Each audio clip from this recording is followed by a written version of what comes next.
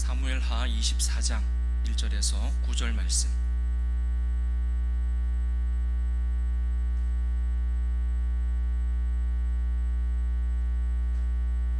사무엘하 24장 1절에서 9절 말씀 한 절씩 교독하시겠습니다. 제가 먼저 읽습니다. 여호와께서 다시 이스라엘을 향하여 진노하사 그들을 치시려고 다윗을 격동시키사 가서 이스라엘과 유다의 인구를 조사하라 하신지라.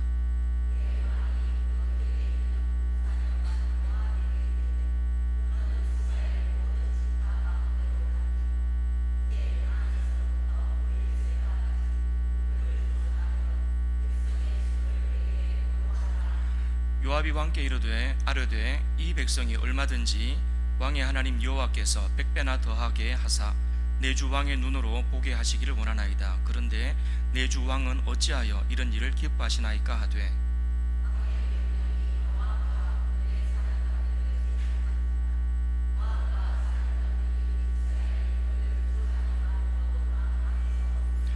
요단을 건너 갓 골짜기 가운데 성읍 아로엘 오른쪽 곧 야셀 맞은 쪽에 이르러 장막을 치고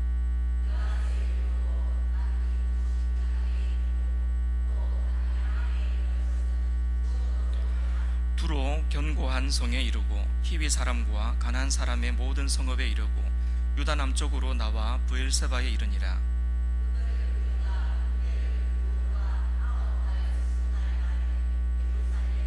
같이 읽습니다. 요압이 백성의 수를 왕께 보고하니 곧 이스라엘에서 칼을 빼는 담대한 자가 80만 명이요 유다 사람이 50만 명이었더라. 아멘. 우리는 흔히 힘들고 어려운 상황이 닥쳤을 때에 위기의 순간이다 라고 생각을 합니다. 틀린 말 아닙니다. 맞습니다. 힘들고 어려운 순간이 찾아오면 위기의 순간이죠. 그런데 힘들고 어려운 상황이 닥쳤을 때보다 더 위험한, 더 위급한 위기의 순간이 있습니다. 바로 모든 것이 안정되고 평안할 순간입니다. 위급한 순간도 위기의 순간인데 그 위기의 순간이 지나가고 나면, 그래서 모든 것이 평안하고 안정이 되면 오히려 그때가 더 큰 위기의 순간일 수 있다라는 이야기입니다. 다윗의 삶을 통해서 한번 예를 들어 보겠습니다. 실제로 다윗의 인생 중에 힘들고 어려운 상황들이 많이 닥쳤죠. 많이 찾아왔었습니다. 특별히 골리앗 앞에 서 있을 때를 한번 생각해 볼 수 있을 것 같습니다. 골리앗 앞에 서 있는 다윗, 누가 봐도 위기의 순간입니다. 그런데 거인 골리앗 앞에 어린 다윗이 목숨을 걸고 싸우기 위해서 이제 마주보고 서 있죠. 그런데 그때 다윗은 골리앗을 향해서 너는 칼과 창과 단창으로 나오지만 나는 네가 모욕하는 만군의 여호와의 이름으로 나간다 그러더니 돌멩이 던져서 죽여버렸습니다. 위기의 순간을 그렇게 넘겼습니다. 또 위기의 순간이 있었습니다. 사울 왕이 이제 다윗을 죽이려고 했습니다. 막 계속해서 죽이려고 했죠. 창도 던지고 병사를 풀어서 잡아오라 그러고 계속해서 다윗을 잡으러 다녔습니다. 다윗은 광야로 숨어 들어갔죠. 틀림없는 위기의 순간입니다. 어떤 때는 군사들에 의해서 잡힐 뻔한 적도 있고, 또 어떨 때는 이방 땅에 숨어 들어가 가지고 막 미친 척 침을 질질 흘리면서 그 위기의 순간을 지나가기도 했었습니다. 또 자신을 따르는 몇몇 사람들과 함께 전쟁을 하면서 살아남기도 했고, 그렇게 하루하루 그냥 생존을 장담할 수 없는 상황을 그가 계속해서 살아갔던 적이 있습니다. 그런데 그 위기의 순간도 결국은 하나님 앞에 늘 기도하고 하나님의 도우심을 받으면서 잘 넘겨갔습니다. 그리고 나중에 왕까지 됐죠. 또 위기의 순간이 찾아왔습니다. 이제 아들 압살롬이 또 아버지를 죽이겠다고, 다윗을 죽이겠다고 반란을 일으켰습니다. 누가 봐도 위기의 순간 맞습니다. 실제로 다윗도 아들에게 죽을까봐 신발도 신지 못한 채 막 울면서 예루살렘을 떠났었을 때가 있었습니다. 그런데 그건 역시 시간이 지나면서 하나님께서 도와주셔서 다시 왕위를 되찾게 되고 예루살렘으로 돌아왔습니다. 이처럼 다윗의 인생에 정말 다급하고 위급했던 상황들이 제법 많았습니다. 여러 번 있었습니다. 그런데 그런 순간순간마다 시편 23편 4절을 보면 내가 사망의 음침한 골짜기를 다닐지라도 해를 두려워하지 않을 것은 주께서 나와 함께 하심이라. 주의 지팡이와 막대기가 나를 안위하시나이다. 이 말씀이 다윗의 신앙 고백이 되었기 때문에 어떤 위급한 순간이 찾아오더라도 다윗은 항상 하나님을 의지했고 하나님의 도우심으로 모든 위기의 순간들을 잘 헤쳐나갔습니다. 분명히 제가 조금 전에 언급했던 순간들은 위기의 순간들이었는데 그 어떤 위기의 순간도 다윗을 넘어뜨릴 수가 없었습니다. 하나님을 의지했고 하나님은 다윗과 함께 하시면서 그 모든 위기의 순간들을 다 이겨내게 하셨습니다. 도리어 진짜 위기의 순간은 모든 것이 안정되고 이제 평안한 그때 찾아왔습니다. 성경에 기록된 다윗의 큰 범죄 혹은 큰 실수 두 가지가 언급이 됩니다. 첫 번째 뭡니까? 밧세바 사건입니다. 그 밧세바 사건이 언제 일어났냐면요, 병사들은 한참 전쟁 중이었습니다. 그런데 다윗은 이제 왕으로서 완전히 자기 자리를 잡았습니다. 그리고는 이제 더 이상 직접 그 전선에 나가서 싸우지 않아도 되는 그러한 안정적인 상태가 된 겁니다. 그래서 병사들 다 싸우라고 내보내놓고 자기는 한가롭게 여유롭게 성벽을 거닐고 있었습니다. 그렇게 궁전을 한가롭게 거닐고 있으면서 평화로운 시간을 보내고 있을 바로 그때 뭘 봅니까? 목욕하고 있는 밧세바를 보게 됩니다. 그리고는 간음죄를 짓게 되죠. 그리고 그 간음죄를 덮기 위해서 결국은 그 밧세바의 남편 우리아까지 죽여버리게 되는 이 살인죄를 짓게 됩니다. 언제 그랬습니까? 모든 것이 이제는 안정화된 것 같을 때, 가장 평화로울 것 같은 그때 다윗은 이런 말도 안 되는 죄를 짓게 됩니다. 다윗은 하나님 마음에 합한 자라고 하는 그러한 별명이 따라다녔습니다. 하나님의 인정을 받은 사람입니다. 그런데 하나님의 마음에 합한 자라고 하는 평가를 받았던 다윗이었지만 늘 꼬리표처럼 따라다니는 사건, 밧세바 사건인 겁니다. 그 밧세바 사건, 위기의 순간이 지나가고 난 이후에 안정되고 평안할 때 지은 죄라는 사실을 우리가 기억해야 될 필요가 있습니다. 다윗의 두 번째 범죄, 그게 바로 오늘 본문의 사건입니다. 나라 안팎의 모든 원수들이 이제 다 원수들을 물리쳤습니다. 나라의 기틀도 확고하게 세웠습니다. 파란만장했던 사울의 추격도 끝났고 이제는 집안의 모든 비극도 끝났습니다. 압살롬의 반역도 다 지나갔습니다. 이제 더 이상 문제가 없어 보입니다. 드디어 평화가 찾아온 거죠. 근데 바로 그때 다윗은 이 두 번째 죄를 짓게 됩니다. 바로 오늘 본문에 나오는 인구조사를 하게 된 겁니다. 인구조사 할 수도 있지, 그걸 왜 죄라고 하지? 라고 생각하실 수 있을 것 같습니다. 인구조사를 한 게 왜 죄가 되는지, 그리고 이 일 속에 담겨져 있는 영적인 메시지가 뭔지, 이런 것들을 우리가 오늘 본문 말씀을 통해서 좀 차근차근 살펴보려고 합니다. 먼저 오해할 수 있는 부분이 있어서 그 부분부터 좀 해결하고 지나가려고 합니다. 하나님이 다윗을 격동시켜서 인구조사를 하게 하셨다라고 하는 표현이 나오거든요. 이게 그 문제입니다. 보십시오. 1절을 보시면 여호와께서 다시 이스라엘을 향하여 진노하사 그들을 치시려고 다윗을 격동시키사 가서 이스라엘과 유다의 인구를 조사하라 하신지라 라고 이렇게 이야기를 하고 있습니다. 여기 보면 하나님께서 다윗을 격동시키셔서 인구를 조사하라고 명령하신 것처럼 기록이 되어 있습니다. 만약에 이게 사실이라면 다윗은 잘못한 게 없습니다. 하나님이 그렇게 하라고 시키시니까 순종해서 인구조사를 한 거거든요. 그러면 이건 다윗이 잘못했다라고, 그것이 다윗의 죄라고 말할 수 없습니다. 그런데 성경은 다윗의 이 인구조사한 사건을 큰 죄라고 이야기를 하거든요. 그냥 다윗이 범한 큰 죄 두 가지, 그러면 첫 번째가 밧세바 사건이고 두 번째가 이 인구조사 사건입니다. 그만큼 큰 죄라고 이야기를 하고 있습니다. 그래서 이제 이게 이해가 안 되는 거죠. 아니, 하나님이 다윗의 마음을 격동케 하셔가지고 인구조사를 하게끔 만들어 놓고 왜 인구조사를 한 것을 죄라고 말씀하시는가? 이게 이제 문제가 되는 겁니다. 자, 이렇게 좀 이해하기 힘든 성경 구절을 어떻게 풀어나가야 되는가? 이걸 제가 오늘 조금 다루려고 합니다. 성경을 가장 정확하게 풀기 위해서는 성경으로 성경을 풀어야 됩니다. 그게 가장 정확합니다. 무슨 말이냐면요, 사무엘하 24장 1절 말씀처럼 이렇게 잘 이해가 안 되는 부분이 나오잖아요. 그러면 다른 성경에서는 이 부분을 뭐라고 이야기하고 있는가를 한번 찾아보는 것이 가장 큰 도움이 됩니다. 예를 들면 사무엘하 24장에 나오는 이 다윗의 인구조사 사건이 이거 있지 않습니까? 요게 다른 성경에도 똑같은 내용이 또 나옵니다. 우리가 이런 거를 병행본문 혹은 병행구절이라고 이야기를 합니다. 같은 사건을 다른 성경에서도 또 언급하고 있는 겁니다. 이 다윗의 인구조사 사건을 역대상 21장에서도 똑같이 다루고 있습니다. 문제가 되는 게 이제 오늘 이 사무엘하 24장 1절 말씀 이 부분이었는데, 하나님이 격동케 하셨다 이 부분이었는데, 역대상 21장 1절에는 이렇게 기록되어 있습니다. 같은 사건입니다.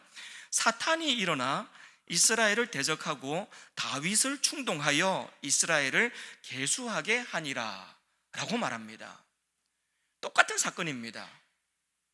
그런데 여기서는 이제 사탄이 일어났답니다. 사탄이 일어나서 다윗을 충동하여서 계수하게 했다라고 말하고 있거든요.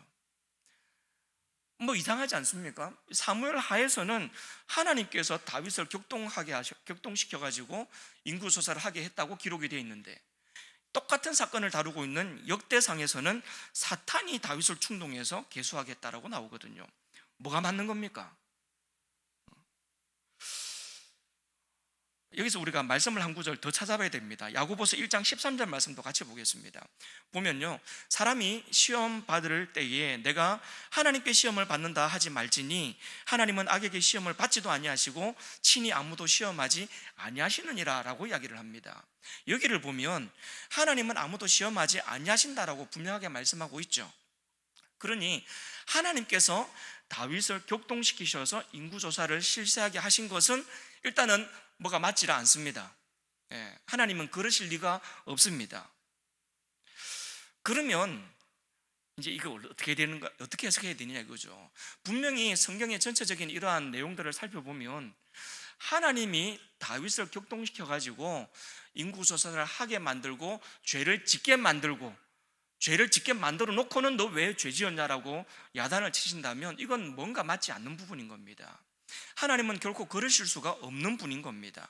그래서 우리는 성경적인 표현 방식이 어떤 것인지, 그리고 여기 나오는 이 내용들이 원어적인 의미를 이해하면 또 어떻게 내용이 조금 우리가 다르게 이해할 수 있는지를 살펴볼 필요가 있는 겁니다. 1절에서 다윗을 격동시켰다라고 하는 이 말의 원어적 의미를 살펴보면 하나님이 다윗에게 죄를 짓도록 직접 유혹하셨다라는 뜻이 아닙니다. 아니고 다윗의 마음속에 있던 교만과 욕망을 억제하지 않고 내버려 두셨다라고 하는 의미입니다. 중요한 것은 내버려 두셨다라고 하는 내용입니다. 하나님께서 다윗은 본래 그럴 마음이 눈꽃만큼도 없었는데 다윗을 격동시켜가지고 막 옆에서 막 이렇게 충동시켜가지고 하기 싫었는데, 할 마음이 전혀 없었는데 인구조사를 하게 만드신 것이 아니라 하나님은 그냥 다윗이 가지고 있던 그 마음, 인구조사를 하고자 했던 그 마음을 그냥 내버려 두셨다라는 겁니다. 이런 표현들이 성경에 보면 여러 번 나옵니다. 출애굽기를 보면 하나님께서 바로의 마음을 완악하게 한즉 바로가 백성들을 보내주지 않았다라는 표현이 여러 번 나오거든요. 이것도 마찬가지인 겁니다. 하나님께서 괜히 착한 바로의 마음을 완악하게 막 만들어 가지고 바로는 보내주고 싶었는데 하나님께서 완악하게 만들어 가지고는 안 보내준 게 아니라는 이야기입니다. 본래 바로의 마음이 완악했습니다. 하나님은 단지 바로의 마음이 완악한 것을 그대로 그냥 내버려 두신 겁니다. 그래서 하나님께서 바로의 마음을 완악하게 하셔서 백성들을 못 나가게 붙잡게 하신 것이 아니라 그냥 바로의 마음이 완악한 그대로 그냥 내버려 두신 겁니다. 그래서 바로는 본래 자기 마음대로, 마음이 가는 대로 백성들을 못 나가게 붙잡았다라는 내용인 겁니다. 출애굽기의 내용은 그 내용입니다. 또 이런 내용도 있습니다. 민수기 21장을 보면 불뱀 사건이 나오죠. 막 백성들이 하나님을 원망하고 모세를 막 원망할 때에 여호와께서 불뱀들을 백성 중에 보내어 백성을 물게 하심으로라는 표현이 나옵니다. 여기도 보면 하나님께서 불뱀을 보내가지고 백성들을 물게 하셨다라고 기록이 되어 있는데, 이게 성경적인 표현이 이렇게 표현되어 있긴 하지만 실제로 그 의미는 좀 다른 의미입니다. 어떤 의미냐면요, 본래 그 땅에는 불뱀이 바글바글 했답니다. 엄청나게 많았답니다. 이 불뱀이 결국은 독사거든요. 엄청난 독을 품고 있는 독사인데 본래 그 땅에는 독사가 많았습니다. 그런데 희한하게 이 백성들이 하나님을 원망하고 모세를 원망해가지고 하나님께서 물게 하셨다라고 하기 전에는 이 백성들이 이 독사 때문에 고생했다고 하는 내용이 한 번도 안 나옵니다. 그 땅에 그렇게 많은 독사가 있는데, 근데 그 땅을 그렇게 많은 백성들이 지나가는데 뱀 때문에 고생한 사람이 아무도 안 나오는 겁니다. 무슨 내용입니까? 본래 그 땅에 뱀이 그렇게 많았는데 하나님께서 그 뱀을 그냥 다 붙잡고 있었던 겁니다. 백성들을 못 물게 하려고. 본래는 그냥 하나님께서 가만히 내버려 두시면 그냥 이 뱀들은 풀려나면 그냥 백성들을 물게 돼 있는 겁니다. 그냥 물리는 게 자연스러운 현상인 겁니다. 그런데 하나님께서 붙들고 있었던 겁니다. 그런데 하나님께서 이제 이 백성들이 자기를 원망하고 모세를 원망하는 그 순간 그냥 붙들고 있던 그 뱀을 놔버린 것이죠. 내버려 두신 거죠. 내버려 두시니까 이제 풀려난 뱀들이 백성들을 물기 시작했던 겁니다. 우리가 이 성경을 볼 때에 하나님께서 불뱀들을 보내셨다라고 오해할 수 있지만 실제로 이것의 의미는 그냥 뱀이 많았던 뱀들을 하나님이 내버려 두셨다라고 이해를 하시는 것이 정확한 이해라는 이야기입니다. 다시 말하면 하나님이 의도적으로 사람을 시험하시는 분은 아닙니다. 그렇기 때문에 하나님이 사람으로 하여금 죄를 짓도록 유도하시는 것 결코 있을 수 없는 일입니다. 하나님이 백성들을 괴롭게 하시려고 없던 뱀을 만들어서 보내신 것도 아니고 그냥 원래 있던 것을 그대로 흘러가도록 그냥 그렇게 내버려 두신 것이었습니다. 이제 여기까지 이해하고 이제 다시 본문으로 돌아와서 하나님께서 다윗을 격동시키셔서 인구조사를 하게 하셨다라는 말은 결국은 하나님이 시키신 게 아니라 다윗의 마음에는 이미 인구조사를 하고자 하는 마음이 가득 차 있었다는 얘기입니다. 그리고 하나님은 다윗의 그 마음을 그냥 내버려 두셔서 인구조사를 하게 됐다는 거죠. 이렇게 이해를 하는 것이 맞습니다. 여기까지 설명하는데 굉장히 많은 시간이 지났습니다. 사실 이게 오늘 설교의 핵심적인 내용도 아닌데 아마 몇 분은 저게 저렇게까지 자세하게 설명할 일인가 생각하시는 분이 있을지도 모르겠습니다. 그런데 이제 이해하기 힘든 성경 구절을 만나게 되면 이제 어떤 식으로 이거를 풀어가야 되는지 그 풀어가는 과정을 한 번쯤 설명해 드려야 될 필요성을 느껴서 제가 한번 이렇게 설명을 길게 한번 해봤습니다. 표정을 딱 보니까 아이고 오늘 설교 엄청나게 길게 할 건가 보다, 집에 오늘 일찍 가기는 걸렸네 생각하시는 분이 몇 분 계실 것 같은데 걱정 안 하셔도 됩니다. 제가 눈치껏 끝낼 겁니다. 자, 이제 본론으로 들어가서 이제 다윗의 마음에 인구조사하고자 하는 마음이 본래 있었다는 건 이제 알겠다 이겁니다. 하나님이 주신 게 아니고 본래 다윗의 마음에 그런 마음이 있었다, 이건 알겠다는 겁니다. 근데 인구조사 할 수도 있는 거지, 그게 왜 죄인가? 이제 이게 오늘 본문 설교의 핵심적인 내용이죠. 그걸 왜 죄라고 하느냐? 이겁니다. 오늘 설교는 원 포인트 설교, 요거 하나를 핵심적인 주제로 제가 말씀을 전하려고 하는 겁니다. 인구조사 그 자체는 사실은 문제가 될 수 없습니다. 죄도 아닙니다. 실제로 민수기에서는 하나님께서 직접 인구조사를 하라고 명령하기도 하셨습니다. 그런데 오늘 본문에서는 왜 다윗이 인구조사한 것을 죄라고 그렇게 이야기를 하고 있는가? 다윗이 인구조사를 한 그 이유에 문제가 있었습니다. 왜 인구조사를 하려고 했는가? 그리고 왜 그것을 기어코 했는가? 이유, 목적, 거기에 문제가 좀 있었습니다. 그 이유 때문에 이 일이 하나님 앞에서 죄가 될 수밖에 없었습니다. 다윗의 일생을 돌아보면요, 다윗의 광야 시절에는 가진 것이 아무것도 없었습니다. 군대도 없었고 안전을 보장할 만한 성벽도 없었습니다. 그러나 그때 다윗에게는 하나님이 계셨습니다. 하나님이 그의 산성이셨고 방패셨고 요새였기 때문에 다윗에게는 사실은 아무것도 없었지만 하나님이 함께 계셨기 때문에 모든 것을 가지고 있는 그러한 다윗의 상황이었습니다. 그냥 하나님 한 분만으로 충분한 때였습니다. 그런데 이제 왕이 되었습니다. 오랜 시간이 지나면서 이제 다윗의 마음에 변화가 생기기 시작한 겁니다. 이제 가진 것이 많아졌거든요. 가진 것이 많아지다 보니까 내 손에 쥐어진 것이 어느 정도일까? 내가 움직일 수 있는 나의 군사는 몇 명이나 될까? 가진 것이 많아지다 보니까 생각이 많아진 겁니다. 가진 것이 아무것도 없을 때의 다윗의 시선은 오직 하나님만 바라봤습니다.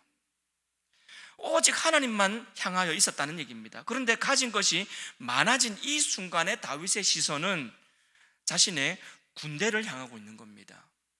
손에 아무것도 없을 때는 하나님을 바라봤는데 많아지다 보니 이제 군대를 쳐다보고 있는 거죠. 하나님만을 향하던 절대적인 신뢰가 이제는 내 눈에 보이는, 그리고 내 손에 잡히며 계산이 가능한 군사의 숫자, 거기에 이제 내 눈이, 내 시선이 가 있는 거죠. 그렇게 변질이 됐다는 겁니다. 그래서 9절을 보면 이제 요압이 백성의 수를 왕께 보고하니 곧 이스라엘에서 칼을 빼는 담대한 자가 80만 명이고 유다 사람이 50만 명이었더라 이야기를 하거든요. 합쳐서 130만 명입니다. 굉장히 많은 숫자가 이제 숫자로 세졌습니다. 주변에 있는 그 어느 나라도 함부로 건들 수 없는 막강한 군사력입니다. 이게 문제인 겁니다. 예전에는 하나님이 나의 힘이었는데 이제 딱 봐도 그냥 많아 보이거든요. 그래서 진짜 몇 명이나 될까 한번 세보고 싶었던 거죠. 그래서 세보니까 130만 명이나 되는 겁니다. 흔히 이제 믿음의 반대말을 우리가 불신이라고 하죠. 못 믿는 거니까요. 맞습니다. 그런데 오늘 본문에서는 믿음의 반대말을 교만이라고 말할 수 있을 것 같습니다. 하나님이 나를 지켜주시면 나는 안전하다, 믿음이죠. 그런데 내 힘으로 얼마든지 나 스스로를 지킬 수 있다, 이거는 교만이거든요. 분명히 가진 것이 없을 때는 하나님이 나를 지켜주시면 나는 안전하다라고 하는 믿음을 가지고 있었는데 가진 것이 많아지다 보니 내 힘으로도 이제는 얼마든지 나를 지킬 수 있다라고 하는 교만이 생긴 겁니다. 그래서 믿음의 반대가 교만일 수도 있겠다라고 이야기를 하는 겁니다. 하나님 한 분으로 충분하다, 이건 믿음의 고백이었거든요. 그런데 이제는 반대로 내 손에 있는 130만 명의 군사력이면 충분하다, 교만이 돼버린 겁니다. 그래서 믿음의 반대말이 교만이다라고 제가 이야기를 하는 겁니다. 여러분, 과연 지금까지 다윗을 지켜준 것이 130만 명의 군사였습니까? 그렇지 않습니다. 골리앗 앞에 서 있던 다윗, 그에게는 오직 하나님 한 분뿐이었습니다. 광야를 헤매면서 하루하루 겨우겨우 살아갈 때 그때 그에게도 오직 하나님 한 분뿐이었습니다. 왕이 된 이후부터 인생 말년에 다다르고 있는 지금 이 순간까지도 진정으로 그를 지키시고 보호하시는 분은 오직 하나님 한 분뿐이었습니다. 그런데 갑자기 군사의 숫자를 세더니 130만 명의 숫자를 생각하면서 흐뭇해하고 있는 다윗인 거죠. 그러니 이 인구조사가 죄라는 겁니다. 우리는 어떻습니까? 내 손에 가진 것이 아무것도 없을 때는 오직 하나님 한 분만 바라봤었는데 혹시 지금 가진 것이 많아지다 보니 내 손에 있는 것을 쳐다보고 이것을 의지하고 있지는 않은지, 아무것도 없어도 오직 하나님만 바라보고 가진 것이 많아져도 여전히 하나님 한 분만을 바라보는 우리 모두가 되기를 간절히 바랍니다. 아무리 손에 가진 것이 많더라도 그것 쳐다볼 것이 아니라 나의 소망 오직 하나님 한 분, 이것이 우리의 신앙 고백이 될 수 있기를 간절히 바랍니다. 말씀을 마무리하려고 합니다. 오늘을 살아가는 우리, 혹시 매일매일 눈에 보이는 인구조사를 하면서 살아가고 있지는 않은지 모르겠습니다. 숫자를 세고 있지 않느냐는 얘기입니다. 내 미래를 책임질 통장의 잔고는 충분한가? 숫자를 세고 있지는 않은지, 남들에게 내세울 만한 내 자녀의 성적은, 혹은 내 자녀의 직장은 어떤가? 남들한테 자랑할 만한가? 라고 하는 것을 계산하고 있지는 않은지, 내가 믿고 의지할 수 있는 인맥은 충분한가? 아니면 내가 믿고 의지할 수 있는 어떤 주변의 단체나 세력들은 충분히 있는가? 눈에 보이는 그런 것들을 의지하고 있지는 않은지, 이런 숫자에 집착하면서 계산을 하며 살아간다면 여러분, 마음의 평안함이 생길 수 있겠습니까? 없습니다. 절대로 그럴 수 없습니다. 오히려 늘 불안과 교만으로 마음은 가득 채워질 겁니다. 숫자가 떨어지면 불안하고, 숫자가 올라가면 교만하고, 숫자가 떨어져서 불안한 것도 죄고, 왜? 그거 쳐다보고 그것만 의지하고 있으니까요. 이 숫자가 올라가서 교만한 것도 죄입니다. 그것 보면서 흐뭇해하고 있는 거니까요. 130만 명의 숫자를 보면서 흐뭇해하는 다윗처럼요. 이게 숫자를 의지하는 삶의 비극인 겁니다. 여러분 어떻습니까? 하나님 쳐다보면서 여호와가 나의 목자시라고, 그분으로 나는 충분하다고 신앙 고백하고 있습니까? 아니면 숫자를 쳐다보면서 흐뭇해하거나 아니면 불안해하거나 그러고 계십니까? 우리가 열심히 계산하고 있던 숫자들을 다 내려놓기를 바랍니다. 우리의 안전은 130만 명의 군사에게서 나오는 것이 아니라 우리를 위해 목숨까지 버리신 예수 그리스도에게서 나오는 것이기 때문에 그렇습니다.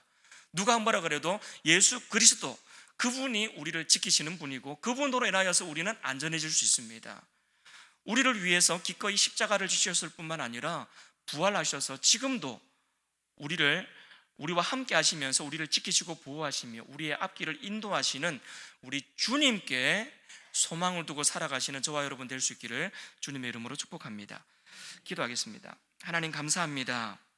의미 없는 숫자를 의지하며 살지 않게 하여 주시고 오직 우리 주님만 바라보며 살아가는 우리가 될 수 있도록 도와주시옵소서. 숫자 쳐다보면서 불안해하지도 말게 하여 주시고, 숫자 쳐다보면서 교만하지도 말게 하여 주시고, 오직 우리 주님만 바라보고 살아가는 우리가 되게 하여 주시옵소서. 감사드리며 살아계신 예수님의 이름으로 기도합니다. 아멘.